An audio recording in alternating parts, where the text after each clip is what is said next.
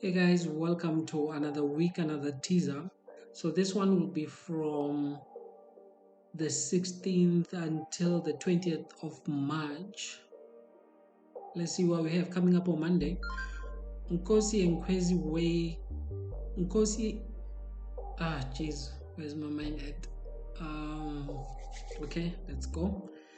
Let's see what we have. Nkosi and Kwezi wake up in a stunning penthouse, but their problems prevent them from truly enjoying it.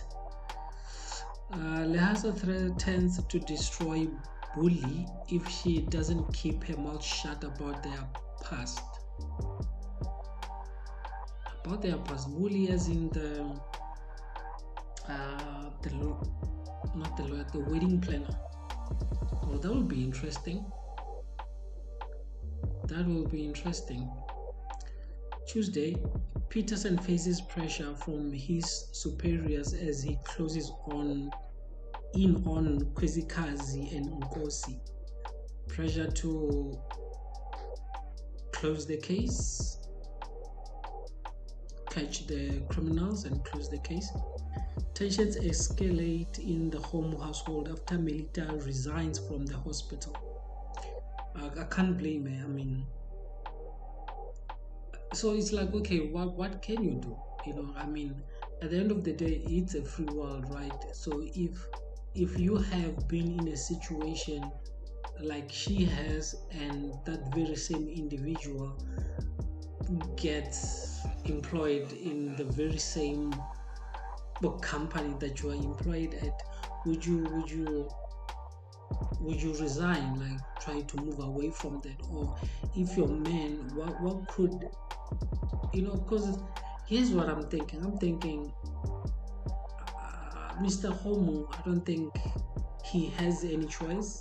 I mean, the final call is not up to him. And I think also because this is the mother of his kid, I think if it came down to him having to make that final call to either hire her or not, I think he was still probably gonna hire her because again, he has a soft spot for her. So I understand where Melita is coming from. I just don't know in that situation if there is what you can consider the right play, because I think whatever you choose to do, as the guy in this case, because Mr. Homo is the one who should have done something, but it's like it doesn't matter what he would have done, he was still going to be a bad guy. So yeah, it's just one of those situations, man. A visit from childhood friend boosts pretty spirits. Childhood friend. I can only assume that this is who's a friend? What's her name again?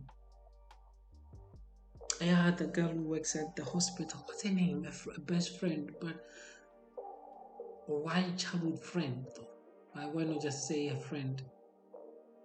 But anyway, Wednesday.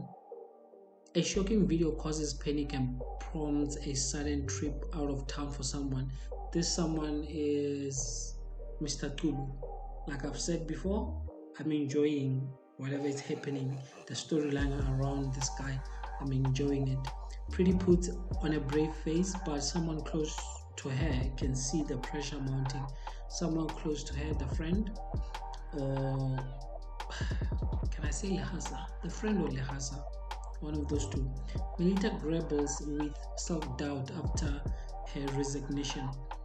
Yeah, it's one of those things that I think, sometimes if you are to make decisions driven by emotions, of course you're gonna regret later on when the waters are more calm.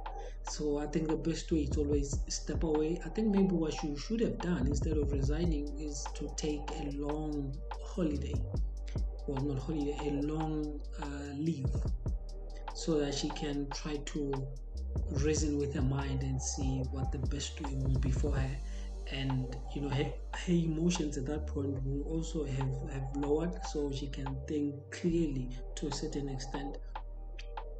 Thursday, Kwezi throws Nkosi under the bus and blames him for Nkulu Kubele's death.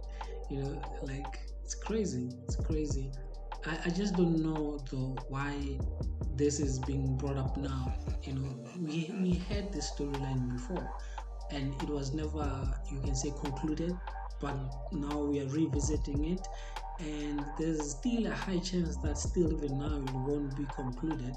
But according to, if history is anything to go by, with Skeem Sam, the case is if you have a story that's occurring for the second time or reoccurring for the second time, that's when you're actually going to get a conclusion. And I hope this will be true for that, because I don't see any reason of why we need to keep going in cycles for this story to conclude. Melita struggles to find sponsors for Miss Gemini. When it rains, it pours. Nkosi walks in on Kwesi plotting his downfall with Kwobas. I'm trying to think if Nkosi didn't help her. Because in my mind I'm thinking, okay, why is she blaming Nkosi? Like, what did he do that this was now his fault? So anyway, pressure. Mr. Homo reaches out to Melita only to be rejected. I don't see why. I don't see why she has to reach out. She knows they're. See, if you were to say, okay, let's be cordial with each other, it's like, sure.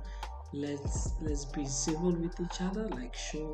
But then the reaching out, I don't know if that's the right play, unless if the angle that the writers are trying to play at here is eventually they become close.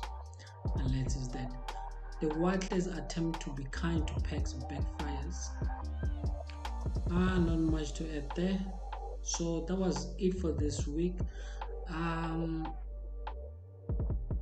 Well, just going through this teaser, the only story that I'm looking forward to is still the Mr. Kulu storyline. I think that has a lot of potential, and it could really be let me think, this year or even last year, last year, one of their biggest storylines ever, which I think it reeled in a lot of viewers, was when Mapiti did the whole with DJ Thomas, and they were at the radio station, and they were actually live going through their affair.